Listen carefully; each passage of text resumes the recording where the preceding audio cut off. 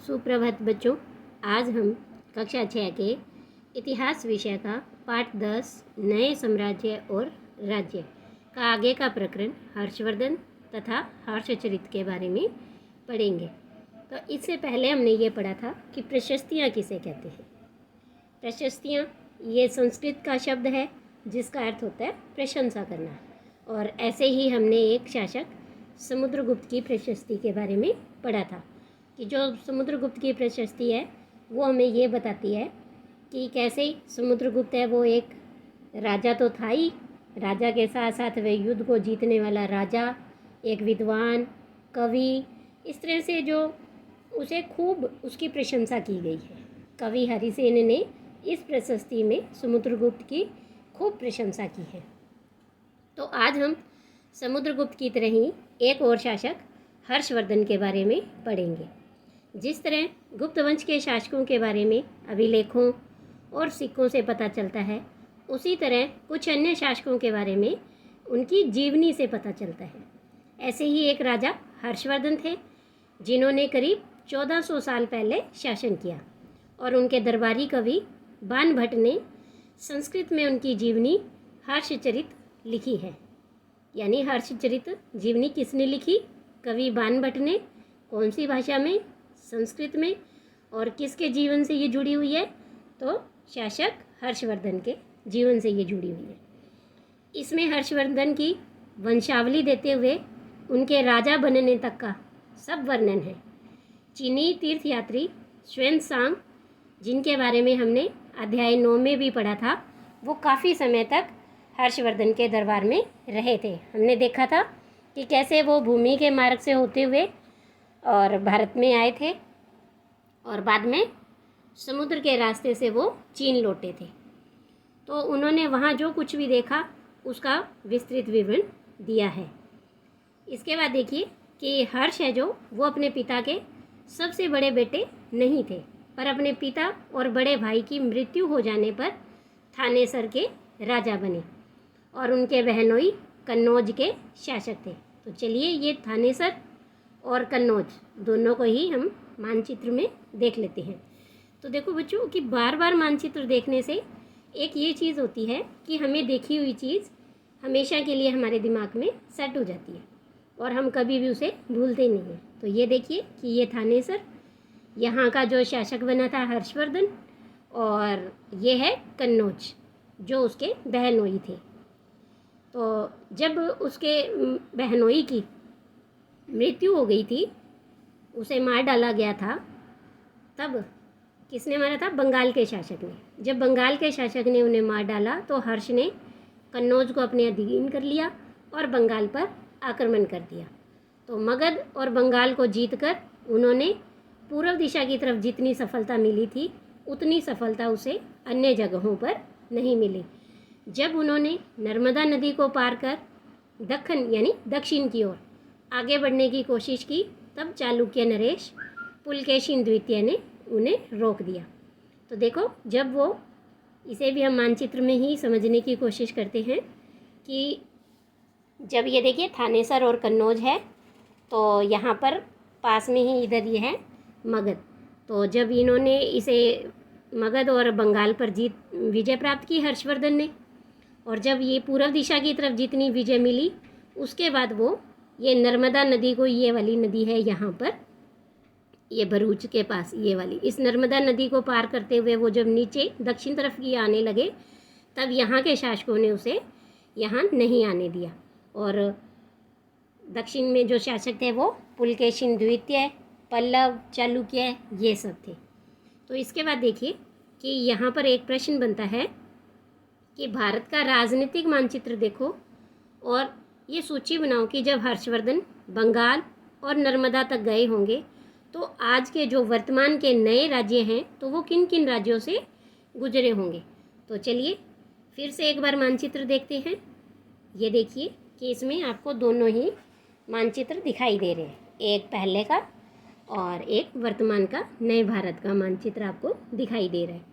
तो अब इसमें देखिए, जैसे ही हर्षवर्धन है वो यहाँ थानेसर से लेकर इधर यहाँ बंगाल तक आए और फिर यहाँ से ये नर्मदा नदी के किनारे तक यहाँ आए, तो इसके लिए उन्होंने कौन कौन से राज्य पार किए। वर्तमान में उन्होंने उत्तर प्रदेश, बिहार, झारखंड और पश्चिम बंगाल, ये 4 राज्य, और यहाँ पर इन्होंने मध्य प्रदेश और दक्षिण के आने के रास्ते में उन्हें दक्षिण के राजाओं ने उन्हें रोक दिया था, उन्हें आगे नहीं बढ़ने दिया। अब इसके बाद हम बात करेंगे दक्षिण के शासकों के बारे में। पल्लव, चालुक्य और पुलकेशिन द्वितीय की प्रशस्तियाँ। इस काल में पल्लव और चालुक्य दक्षिण भारत के सबसे महत्वपूर्ण राजवंश थे। पल्लवों का राज्य उनकी राजधानी कांचीपुरम के आसपास के क्षेत्रों से लेकर कावेरी नदी के डेल्टा तक फैला हुआ था, जबकि चालुक्यों का राज्य कृष्णा और तुंगभद्रा नदियों के बीच स्थित था। चालुक्यों की राजधानी ऐहोल थी और यह एक प्रमुख व्यापारिक केंद्र था। फिर मानचित्र देखेंगे, तो ये हम बाद में देखेंगे, पहले इसे हम पढ़ लेते हैं। तो धीरे धीरे यह एक धार्मिक केंद्र भी बन गया, जहाँ कई मंदिर थे। पल्लव और चालुक्य एक दूसरे की सीमाओं का अतिक्रमण करते थे और मुख्य रूप से राजधानियों को निशाना बनाया जाता था, जो कि एक समृद्ध शहर थे। हम क्या करते हैं कि इसी कोई मानचित्र को देख लेते हैं। ये देखिए, आपको यहाँ मानचित्र दिखाई दे रहा है। तो इसमें सबसे पहले हम बात करते हैं पल्लव और चालुक्य कि ये दक्षिण भारत के ही। तो आप देखिए, जब अगर आप इसे देखेंगे नीचे, तो ये देखिए, ये यहाँ पल्लव और ये यहाँ पर चालुक्य दिखाई दे रहा है आपको। तो ये चालुक्य और ये पल्लव हैं जो ये दक्षिणी भारत के महत्वपूर्ण राजवंश थे। अब पल्लवों का जो राज्य है वो कांचीपुरम, ये देखो आपको यहाँ दिखाई दे रहा है, इसके आसपास के क्षेत्रों से कावेरी नदी के डेल्टा तक फैला हुआ था। तो ये कावेरी नदी है यहाँ तक, तो ये यहाँ से यहाँ तक इतना इनका शासन फैला हुआ था। और अगर हम बात करें चालुक्यों की, तो उनका था कृष्णा नदी, जो ये वाली है, ये कृष्णा नदी, और ये तुंगभद्रा नदी, ये जो आपको नीले रंग की लाइन दिखाई दे रही है। अब इनके बीच में ये है चालुक्यों का शासन, और उनकी राजधानी थी ऐहोल, जो आपको यहाँ ये दिखाई दे रही है, ऐहोल। तो ऐहोल था, ये धीरे धीरे एक व्यापारिक केंद्र भी बना और धार्मिक केंद्र भी बन गया, और यहाँ पर बहुत सारे मंदिर थे। तो ये पल्लव और ये चालुक्य, ये क्या आपस में ही एक दूसरे की सीमाओं का अतिक्रमण करते थे, एक दूसरे के ऊपर कब्जा करना चाहते थे। तो इस तरह से ये पास पास में होने के कारण ये अपने मुख्य रूप से क्या करते थे कि इन राजधानियों को निशाना बनाते थे, कांचीपुरम को और ऐहोल को, क्योंकि ये एक उस समय समृद्ध शहर थे। अब देखिए, हम पुलकेशिन द्वितीय की जो प्रशस्ति है उसके बारे में देखते हैं कि जो पुलकेशिन द्वितीय है वो सबसे प्रसिद्ध चालुक्य राजा था, और उनके बारे में हमें उसके दरबारी कवि रवि कीर्ति द्वारा रचित प्रशस्ति से पता लगता है। इसमें उसके पूर्वजों, खास तौर से पिछली 4 पीढ़ियों के बारे में बताया गया है। पुलकेशिन द्वितीय को अपने चाचा से यह राज्य मिला था। रवि कीर्ति के अनुसार उन्होंने पूर्व तथा पश्चिम दोनों ही समुद्र तटीय इलाकों में अपने अभियान चलाए। इसके अतिरिक्त उन्होंने हर्ष को भी आगे बढ़ने से रोका। जैसे अभी हमने पढ़ा था कि जब हर्षवर्धन है वो नर्मदा नदी को पार कर नीचे की तरफ, दक्षिण की तरफ आने लगा, तो इन शासकों ने उसे रोक दिया था। तो हर्ष का अर्थ होता है आनंद, और कवि का कहना है कि प्राज्य के बाद हर्ष अब हर्ष नहीं रहा। पुलकेशिन द्वितीय ने पल्लव राजा के ऊपर भी आक्रमण किया, और जिसे कांचीपुरम की दीवार के पीछे शरण लेनी पड़ी। पर जो चालुक्यों की विजय है वो थोड़े ही समय के लिए थी। लड़ाई से दोनों वंश दुर्बल होते गए। पल्लवों और चालुक्यों का अंततः राष्ट्रकूट और चोल वंशों ने समाप्त कर दिया, और इसके बारे में हम कक्षा 7 में पढ़ेंगे। लेकिन फिर भी हम ये देख लेते हैं कि राष्ट्रकूट और चोल वंश का शासन कहाँ पर है। ये देखिए, जब आप ये मानचित्र देखेंगे तो यहाँ पर देखिए, जो ये पल्लव आपको दिखाई दे रहा है, तो इसी के पास में ही है राष्ट्रकूट का शासन, माफ़ कीजिए, चोल वंश का शासन है, जो हमने ये नीचे देखिए चेल, चोर और पांड्या के बारे में पहले भी पढ़ा था।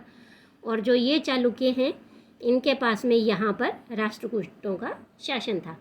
तो इसलिए चालुक्यों को राष्ट्रकूट ने और पल्लवों को चोल वंश ने वो उनका शासन है वो समाप्त कर दिया था।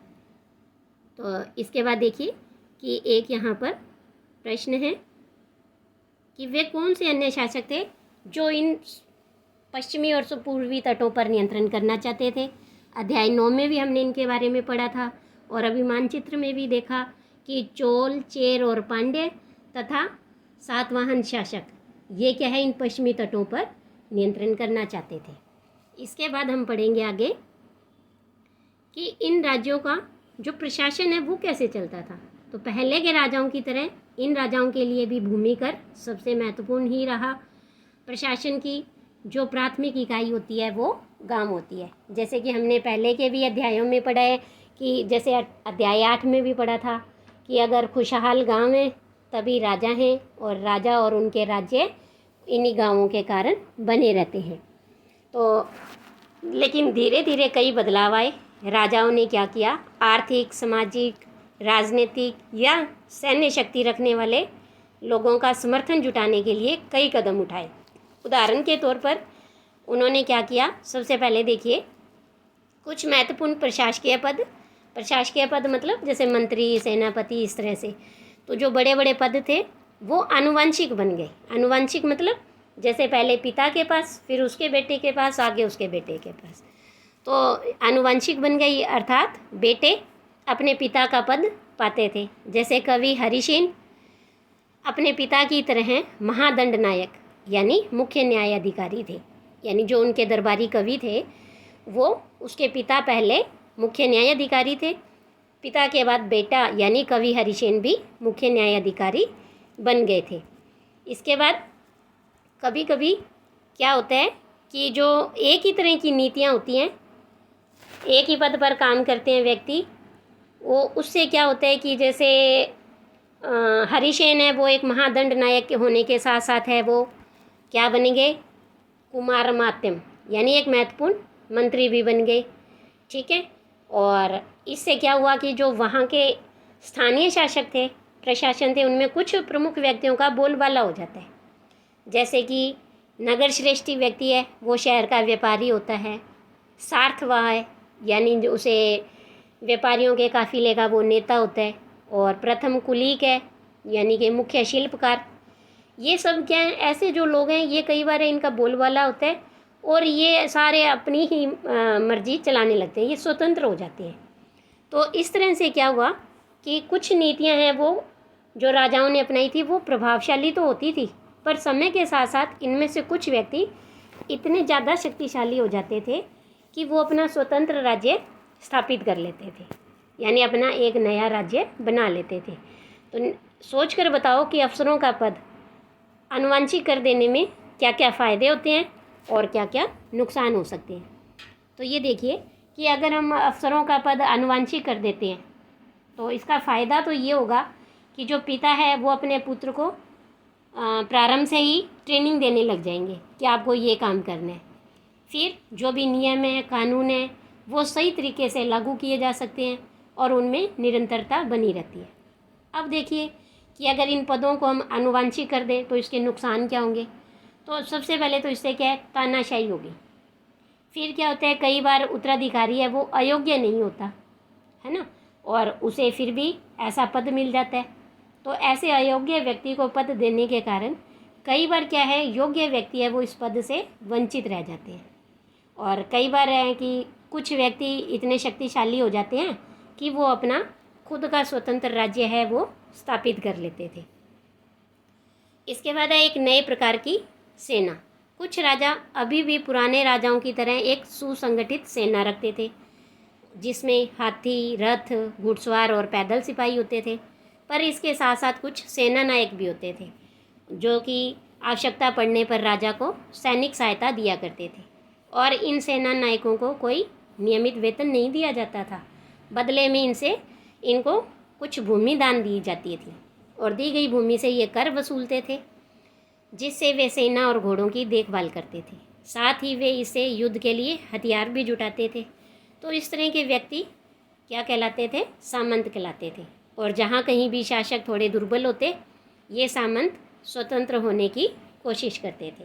जैसे कि हमने पढ़ा था कि अगर कुछ पदों को आनुवंशिक कर दे तो क्या है कि कुछ इस तरह के जो व्यक्ति हैं, इस तरह के लोग हैं, वो अपना स्वतंत्र राज्य स्थापित कर लेते थे। तो ऐसे ही ये सामंत हैं, वो अपना राज्य स्वतंत्र राज्य स्थापित करने की कोशिश करते थे। इसके बाद है कि दक्षिण के राज्यों में सभाएं। पल्लवों के अभिलेखों में कई स्थानीय सभाओं की चर्चा भी है, और इनमें से ही एक ऐसा संगठन था ब्राह्मण भूस्वामियों का, जिसे सभा कहते थे। ये सभाएं उप समितियों के जरिए सिंचाई, खेती-बाड़ी से जुड़े हुए विभिन्न काम, सड़क निर्माण, स्थानीय मंदिरों की देखरेख आदि का काम करती थी। जिन इलाकों के भूस्वामी ब्राह्मण नहीं होते थे, वहाँ पर उर नामक एक सभा होती थी। नगरम, यह व्यापारियों का एक संगठन था। संभवतः इन सभाओं पर धनी और शक्तिशाली भूस्वामियों और व्यापारियों का नियंत्रण ही रहता था, और इनमें से बहुत सी स्थानीय सभाएं कई शताब्दियों तक, यानी कई सौ वर्षों तक काम करती भी रही हैं।